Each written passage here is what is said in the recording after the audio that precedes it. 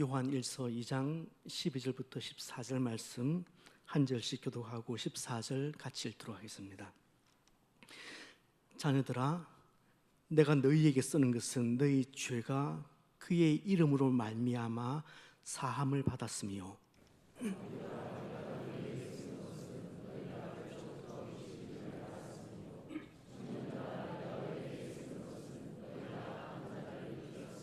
함께요. 아이들아, 내가 너희에게 쓴 것은 너희가 아버지를 알았으며 아비들아, 내가 너희에게 쓴 것은 너희가 태초부터 계신 이를 알았으며 청년들아, 내가 너희에게 쓴 것은 너희가 강하고 하나님의 말씀이 너희 안에 거하시며 너희가 흉악한 자를 이기었음이라. 아멘. 자녀를 키우는 부모 입장에서 정말 힘든 것이 있다면 자녀가 자라지 않는 모습을 보는 것일 겁니다. 어린 자녀들의 그 육신이 자라지 못하는 것을 보면서 부모는 마음 아파합니다. 그래서 억지로라도 먹여보려고 하고 또 경제적으로 좀 무리를 해서라도 좋은 약을 사 먹여보기도 합니다. 하지만 평양감사도 지 싫으면 못하잖아요. 자라지 않는 아이들의 특징을 보면은 아무리 몸에 좋은 것이라고 해도 잘 안 먹어요. 그래서 밥상을 앞에 두고 부모와 아이의 힘겨운 전쟁이 일어납니다. 자녀가 청소년이 되고 청년이 되었을 때는 육신뿐만 아니라 그 가치관이 자라지 않을 때, 또 신앙이 자라지 않는 것을 보게 될 때 부모 마음은 새까맣게 타들어갑니다. 이와 같이 신앙이 자라지 못하는 것은 자기 자신에게, 가족에게, 이웃에게, 무엇보다 나를 지켜보시는 하나님께 고통이고 슬픔이고 손해입니다. 사도 요한은 지금 나를 지켜보시는 하나님도 나의 더딘 영적 성장을 보시면서 부모 심정으로 안타까워한다고 그렇게 말씀하고 있습니다. 하지만 감사하게도 우리 공동체 안에는 생각이 변하고 또 삶이 조금씩 변하고 영적으로 성장한 분들이 이곳저곳에서 여러 분 보입니다. 예배드리는 자세가 변하고 기도하는 자세가 변하고 섬기는 자세가 변한 성도들이 곳곳에 보입니다. 얼마나 그게 감사한지 모르겠습니다.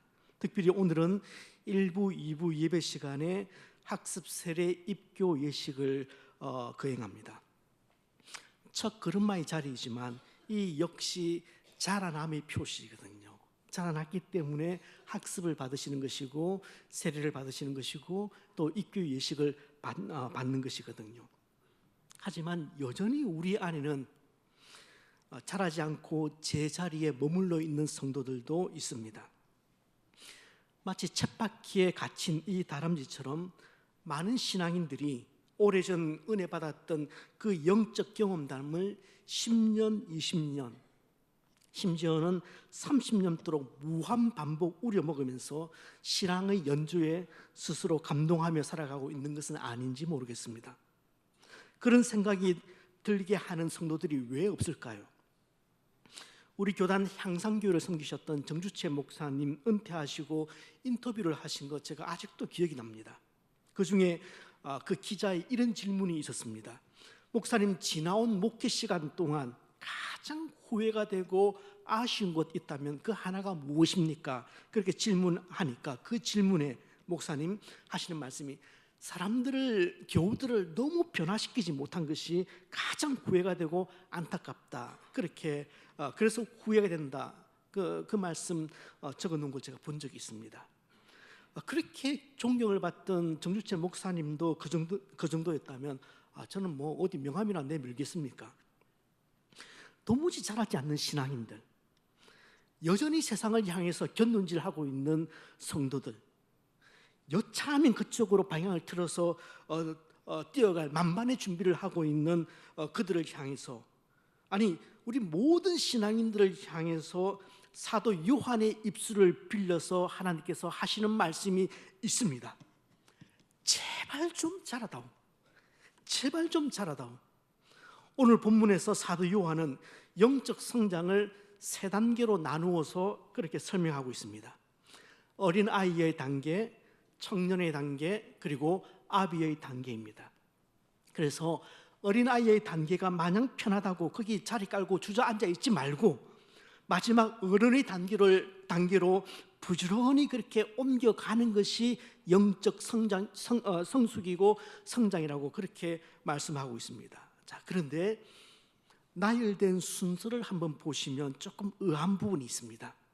뭐냐면 요한은 어린아이, 청년, 어른 이 순서대로 쓰지 않고 어린아이, 어른, 청년 이 순서로 글을 쓰고 있습니다. 그러니까 보편적인 자람에 대해서 논리적으로 좀 맞지 않는 것 같아요. 그런데 저는 이 뒤바뀌어진 순서에 신앙 성장의, 신앙 성숙의 놀라운 원리가 담겨 있다고 생각합니다. 각 단계를 조금씩 상세하게 풀어서 말씀을 드리겠습니다. 가장 먼저 어린아이의 단계, 유아기 단계입니다. 이 단계는 가장 기초적인 단계이고 가장 확실해야 할 단계입니다. 기초적인 단계라는 말은 수준이 아주 낮다 그 얘기보다는 가장 중요한 근간이 되는 단계라는 의미입니다. 어린아이의 단계는 나 자신이 죄를 용서받은 하나님의 자녀임을 아주 분명하게 확인하는 단계가 어린아이의 단계, 유아기의 단계입니다. 이 시기는 처음 예수 믿고 구원에 대한 그 감격과 하나님의 자녀가 되었다 그 확신으로 마음에 기쁨이 있는 시기를 말합니다. 신앙 성장의 출발점은 바로 여기에서 시작됩니다. 여러분 성철 스님 다 아실 겁니다. 이분은 해탈하여 열반의 경지에 이르기 위해서 8년 동안 면벽수도를 하신 분입니다. 자그마치 8년 동안 땅에 눕지 않고 그렇게 앉아서 가보자를 틀고 앉아서 참선을 한 겁니다. 사람이 잠을 자더라도 자리에 눕지 않고 앉아서 잔다고 생각을 하면은 그건 너무 고통스러운 일입니다. 경찰이나 검찰에 불려가서 예전에 조사를 받을 때는 정말 사람들 힘들게 하는 것 중에 하나가 잠을 안 재우는 거잖아요.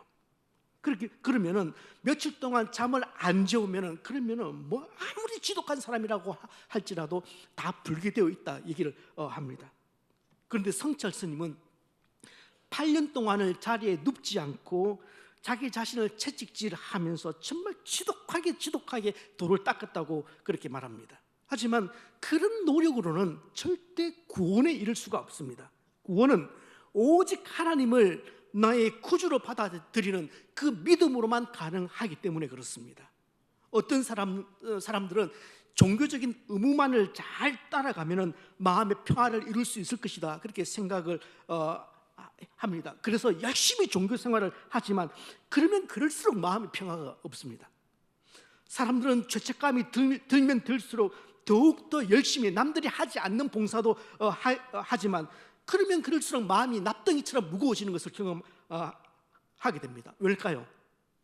그런 행위로는 우리 죄를 용서받을 수 없기 때문에 그렇습니다.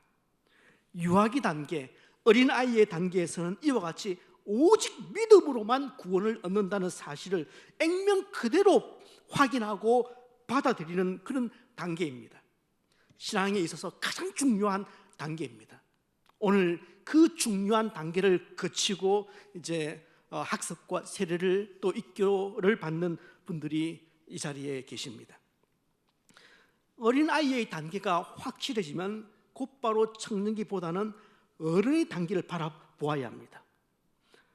어른의 단계에 대한 소망과 열망이 강해져야 합니다. 어른의 단계는 우리가 가야 할 목표 지점입니다. 그러니까 어린아이 단계에서 예수님을 내 마음의 주인으로 그렇게 받아들이는 순간 내가 구원받은 하나님의 아들이 되고 딸이 되었다면 마지막 아비의 단계에서는 하나님의 마음과 하나님의 생각이 내 마음이 되고 내 생각이 되는, 마치 하나님 마음과 내 생각이 그냥 나와 통하는 그런 깊은 사귐이 있는 관계가 아비의 단계입니다. 그런데 이 어린아이의 단계, 그러니까 구원의 단계에서 가만히 있으면 자동적으로 어른의 단계로 진입을 하게 되느냐? 그런 건 아닙니다. 거쳐야 할 중간 단계가 반드시 있습니다. 청년의 단계입니다. 그러니까 어린아이의 단계인 이 출발선에서 어른의 단계인 저 목표 지점에 이르는 그 과정에 청년 단계가 생략이 된다면 우리 영적 성장에는 아무런 일도 일어나지 않습니다. 청년의 단계는 내 안에 하나님의 말씀을 자꾸만 채워 넣는, 그래서 악을 이기는 경험을 쌓아가는 단계입니다. 이 단계를 좀 신학적으로 표현을 해보자면 성화의 단계라고 말할 수 있습니다. 그런데 이 성화의 구간, 이 성화의 단계는 그냥 앉아서 천국 가기를 손꼽아 기다리는 영적 대기실이 아닙니다. 시간 지나고 날 지나가면 그냥 아비의 단계에 그렇게 이르는 것이 아니라는 말입니다. 청년의 단계, 성화의 구간은 우리 발목을 잡는 원수들과 치열한 전투가 일어나는 영적 전투의 구간입니다. 이 구간은 우리를 통해서 일하시는 하나님의 공사장이고 우리가 예수님을 닮아가는 학습장이기도 합니다. 이 구간에서 우리 책임이 있다면 예수님을 닮아가면서 우리 안에 살아계신 그 예수님을 우리 삶으로 드러내고 보여주는 것이 이 구간에 있는 청년들의 우리들의 책임입니다. 자, 그렇기 때문에 어린아이의 단계에서 청년의 단계를 거쳐 영적 아비의 단계에 이르기까지 이 영적으로 성장하기 위해서는 세 가지를 분명히 하셔야 합니다. 그 첫 번째는 좌표와 목표를 분명히 하십시오. 영적으로 성장하기 위해서는 첫 번째, 좌표와 목표를 분명히 하십시오. 먼저는 여러분이 서 계신 좌표가 어디쯤인지 정직하게 알아야 합니다. 그러니까 내 실력이 어디쯤인지 정직하게 알아야 합니다. 여러분이 가야 할 목표는 또 어디인지 확실하게 아셔야 합니다. 여러분, 우리가 서 있는 목표는 각기 다 다릅니다. 다 다릅니다. 그러나 우리 목표는 동일합니다. 신앙생활에 있어서 우리 신앙 성장의 목표는 누군가와 비교를 해서 비교 우위에 서는 것이 우리 신앙 성장의 목표는 아닙니다. 아유, 그래도 이 정도면은 박 집사보다는 조금 낫지 않나요? 박 집사님과 비교해서 비교 우위에 서는 것이 내가 가져야 할 궁극적인 영적 성장의 목표는 될 수가 없습니다. 신앙 성장에 있어서 우리가 가져야 할 최종 목표는 예수님 닮는 것입니다. 본문은 우리 각자 성장의 출발 지점은 어린아이였지만 성장의 마지막 지점은 청소년, 청년기를 지나서 영적 어른의 지점임을 분명히 밝히고 있습니다. 주님은 우리가 성장하고자 할 때, 영적으로 성장하고자 할 때 그 성장 목표를 어디까지 잡아야 할지 에베소서 4장 15절에서 아주 분명하게 말씀을 해 주셨습니다. 같이 한번 읽어보시겠습니다.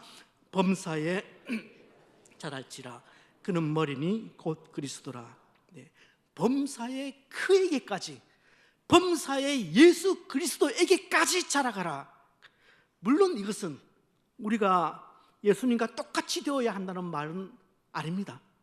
우리는 죽었다 깨어나도 예수님처럼 되지는 못합니다. 그러니까 이 말씀은 적어도 우리 신앙 성장의 목표는 우리 주변에 있는 동료들은 아니라는 것입니다.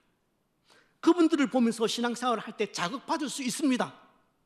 또 그들의 모습을 보면서 동기부여가 되어서 또 우리 신앙의 성장에 갈 수도 있습니다. 오케이. 하지만 궁극적으로는 우리는 예수님을 보면서, 예수님을 바라보면서 신앙생활을 해나가야 하고 그리스도의 장성한 분량에 이르는 것이 우리의 최종 목표 지점이라는 말입니다. 그러니 정말 영적인 성장을 내가 원한다면 내가 지금 어느 지점에 서 있는지를 아셔야 합니다. 여러분, 공부 잘하는 학생들은 자기 실력이 어느 정도인지를 잘 분별을 합니다. 그래야 뭘 공부를 할지, 또 어떻게 공부를 해야 할지, 또 어떤 참고서를 봐야 할지, 몇 시간 공부를 해야 할지, 학원은 가야 할지 말아야 할지를 알죠. 자기가 선 자리를 알면은 내가 선 자리가 여기니까, 이 지점이니까 이번 라버리 때는 신약 계류를 좀 들어서 보충을 해야 되겠구나. 아니, 나는 이번에는 교리반을 들어서 교리를 좀 다져야 되겠다. 그런 답이 나오는 거죠. 그래서 가야 할 목표 지점을 바라보면서 이제 한 걸음을 또 뗄 수 있다는 얘기입니다. 첫 번째는 자기가 선 자리와 목표 지점을 분명히 아셔야 됩니다. 두 번째, 격에 맞는 음식을 좀 드셔야 합니다. 우리는 영적으로 그리스도 안에서 새로 태어난 사람들이기 때문에 잠시 영적인 젖을 먹던 시절이 다 있었습니다. 또 지금 영적으로 젖을 먹는 시기를 지나가는 분들도 여기 계십니다.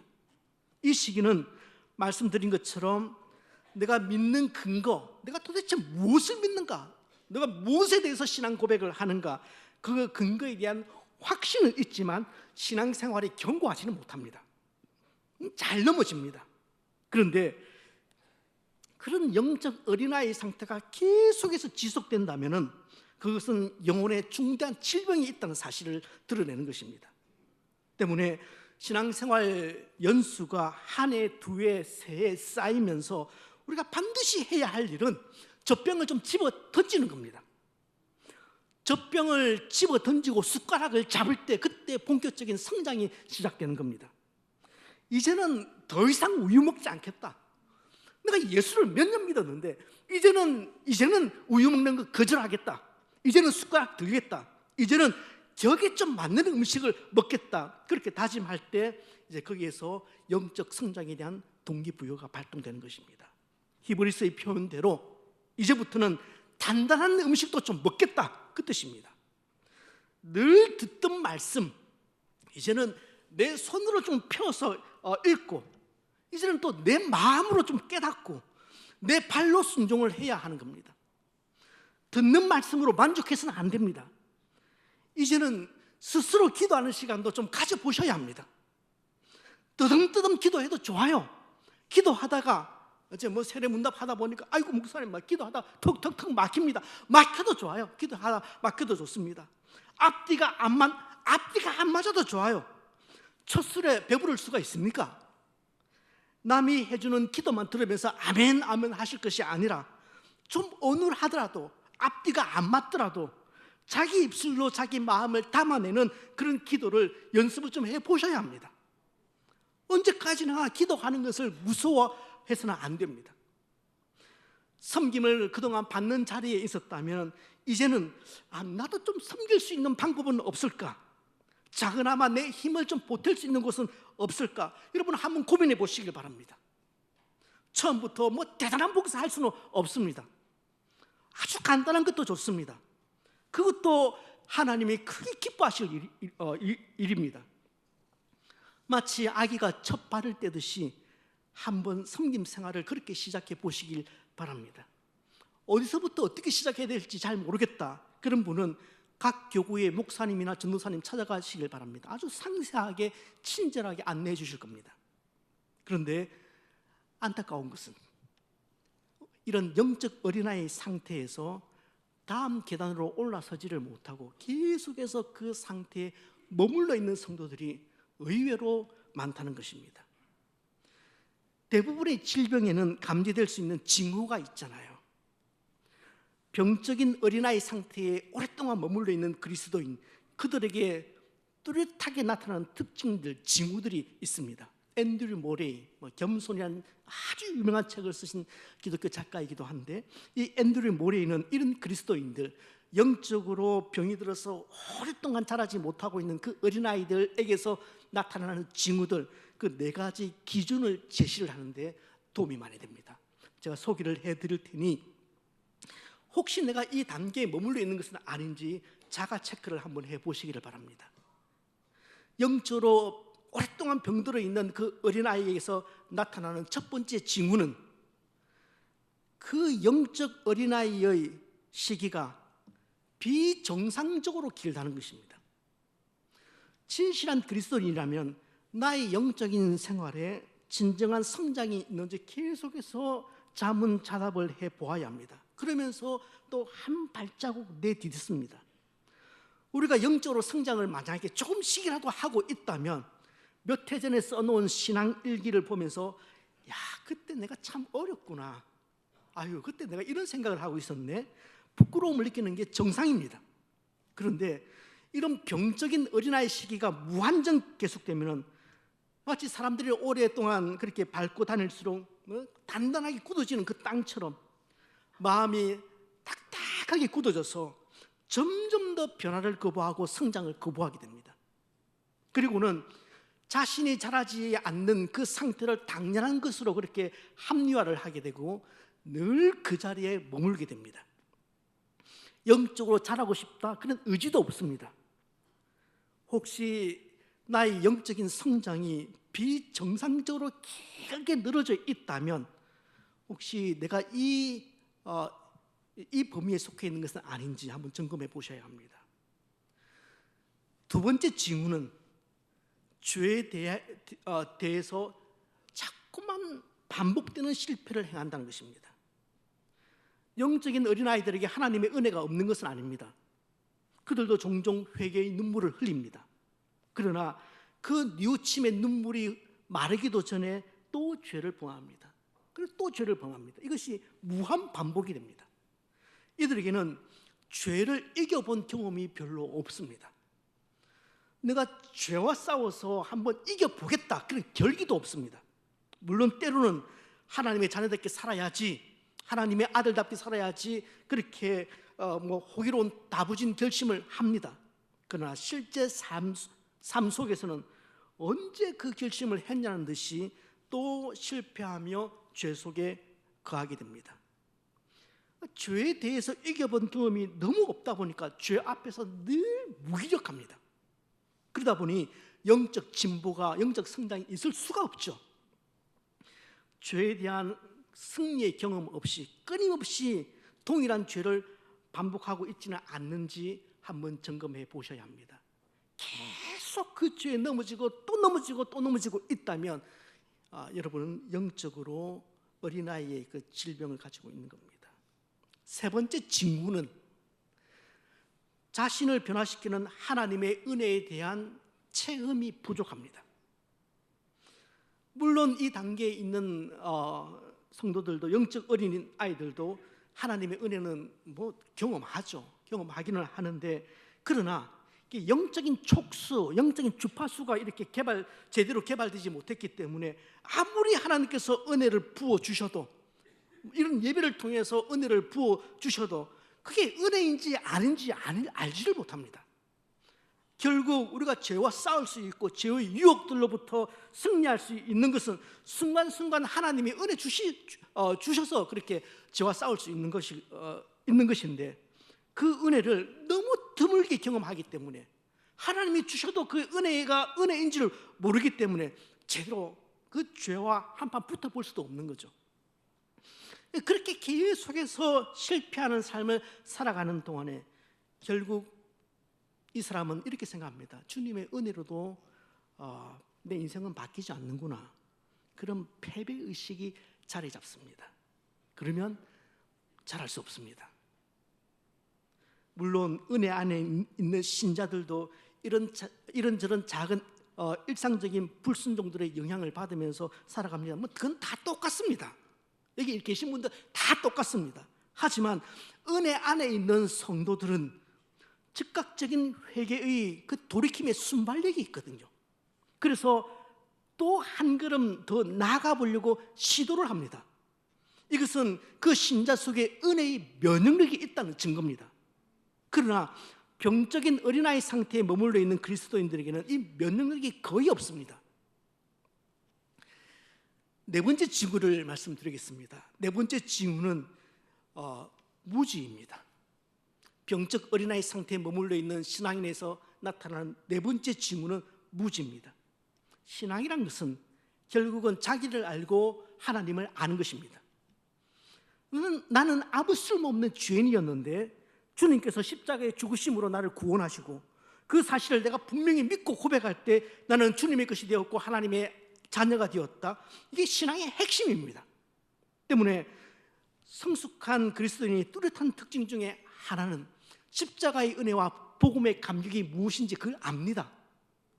그러나 영적 어린아이들은 이 핵심 중에 핵심인 것에 대해서도 너무 무지하거나 감격이 없습니다. 십자가에 대한 감격도 없고 십자가가 뭘 의미하는지도 모르고 복음에 대해서도 모릅니다. 그냥 가슴이 냉랭합니다. 아예 없는 것은 아닙니다. 간간히 그 감격을 느끼기도 하지만, 그러나 그 감격이 개인의 영적 성장에는 아무런 영향력을 미치지 못합니다. 자, 이것이 앤드류 모레이가 말하는 병적인 어린아이 상태에 머물러 있는 그리스도인들에게 나타나는 4가지 징후였습니다. 냉철하게 한번 자신을 돌아보면서 체크해가면서 한번 돌아보셨으면 좋겠다 싶습니다.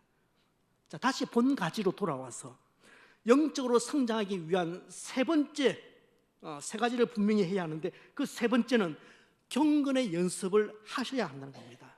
이건 이거 당연하죠. 영적으로 성장하기 위해서 연습하지 않으면 어떤 것도 내 것이 아닙니다.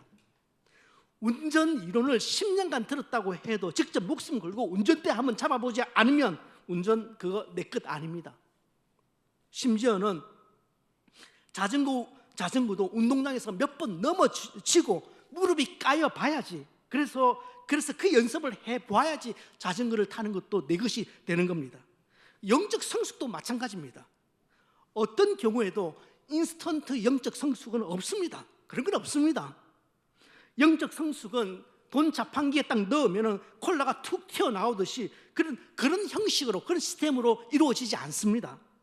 그래서 바울은 디모데전서 4장 7절에서 그런 이야기 하지 않습니까? 경건에 이르기를 연습하라. 경건에 이르기를 연습하라. 그렇다면 지금보다 좀 더 성숙한 신앙인이 되기 위해서, 한 단계 더 업그레이드된 신앙인이 되기 위해서 지금 구체적으로 연습하고 있는 것은 무엇입니까? 대단한 것이 아니어도 좋습니다. 아주 작은 것이어도 좋습니다. 신앙 성숙, 그리스도의 장성한 분량에 이르자.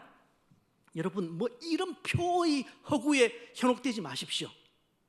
그리스도의 장성한 분량에 이르기 위해서 내가 지금 실천하고 있는 작은 연습이 없다면 신앙 성숙, 그리스도의 장성한 분량에 이르자, 이거 전부 다 말장난일 뿐입니다.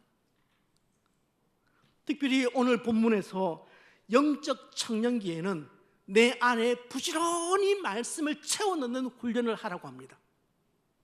왜냐하면 결국은 내 속에 채워져 있는 그 말씀이 나를 지키실 것이기 때문에 그렇습니다. 다윗은 시편 119편에서 이렇게 고백을 합니다. 같이 한번 읽어보실까요?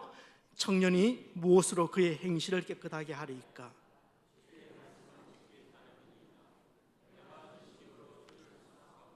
주의 계명에서 떠나지 말게 하소서.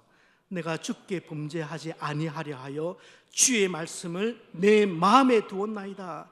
이 말씀은 청년들에게 직접 하시는 말씀일 수도 있고, 청년기를, 영적 성숙에서 청년기를 지나가는 우리 모두에게 하시는 말씀일 수도 있습니다.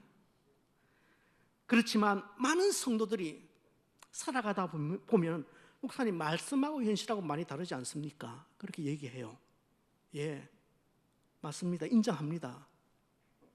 말씀하고 현실하고 참 동떨어져 있다는 느낌을 가질 때 왜 없겠습니까?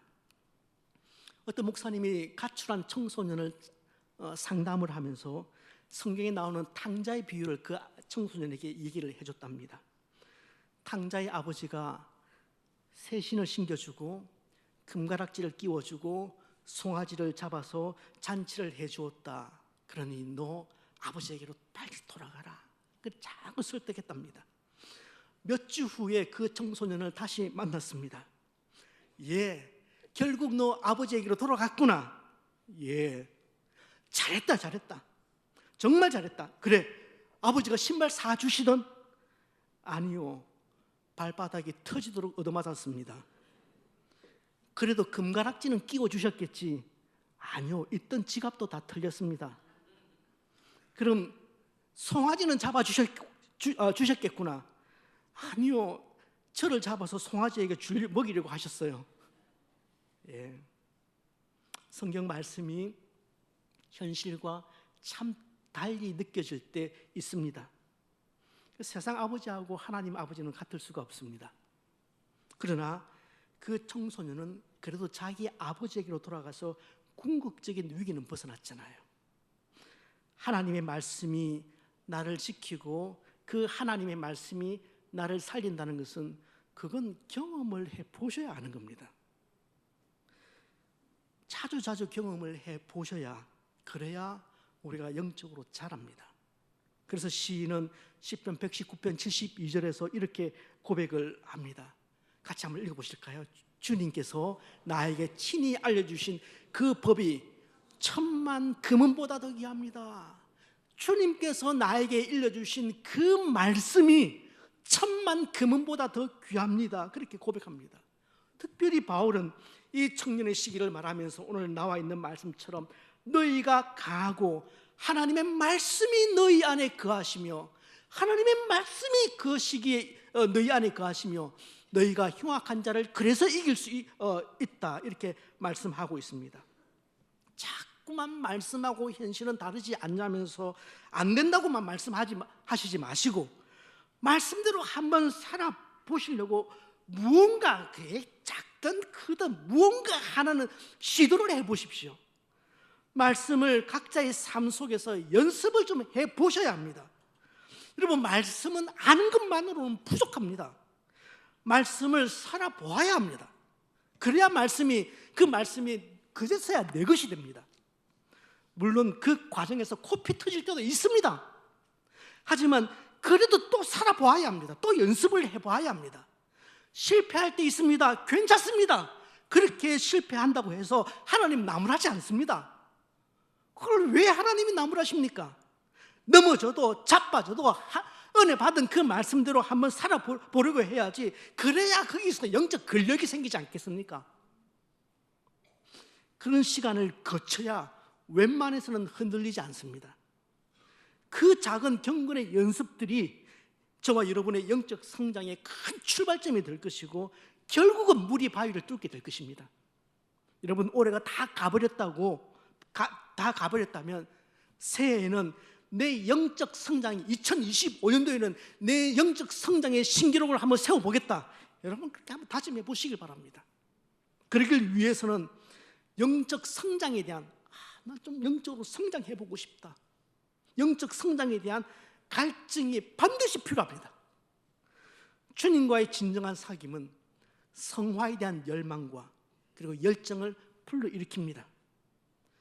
여러분, 갈증이 있어야 동기부여가 됩니다. 동기부여가 되어야 시도가 되죠. 시도가 되어야 영적으로 성장하죠. 그런데 영적 성장에 있어서 마지막 한 가지 기억하셔야 될 게 있습니다. 변화되고 내 신앙이 조금씩 자라고 성장하고 성숙해지는 것은 내 의지만으로는 절대 불가능하다는 것입니다. 사람을 변화시키는 일은 근본적으로 우리에게 속한 일이 아니라 성령님께 속한 일입니다. 함께 읽겠습니다. 너희 안에서 행하시는 이는 하나님이시니 자기의 기쁘신 뜻을 위하여 너희에게 소원을 두고 행하게 하시나니. 그렇습니다. 우리 안에서 행하시는 분은 결국은 성령 하나님이세요. 우리 각자에게 내가 해야 할 일을 가르쳐 주시고, 그것을 하기 원하는 마음의 의지를 주시고, 그리고 그것을 할 수 있는 힘을 주시는, 슬라이드는 다음입니다, 힘을 주시는 성령님을 우리 안에 모시고 있습니다. 그렇다면 이제 우리가 해야 할 일은 분명합니다. 내 안에서 쉴 새 없이 말씀하시는 성령님께 들을 준비를 하셔야 돼요. 또 말씀하실 때 그 말씀 하나를 실천을 한번 해보겠다고 시도할 때, 그때 신앙 성숙의 진도를 이룬다는 것을 기억을 하시고, 실패도 좋습니다. 넘어져도 괜찮습니다. 넘어져 봐야지 바로 그럴 수 있죠. 넘어지지 않고 처음부터 잘 걷는 애들이 어디 있습니까? 넘어져도 괜찮아요. 자빠져도 괜찮습니다. 죄 가운데 빠져보아도 괜찮습니다. 그러나 한 걸음을 내디디려고 할 때에, 그때에 변화의 씨앗이 싹트기 시작하고, 그래야 영적으로 성숙할 수 있다는 것입니다.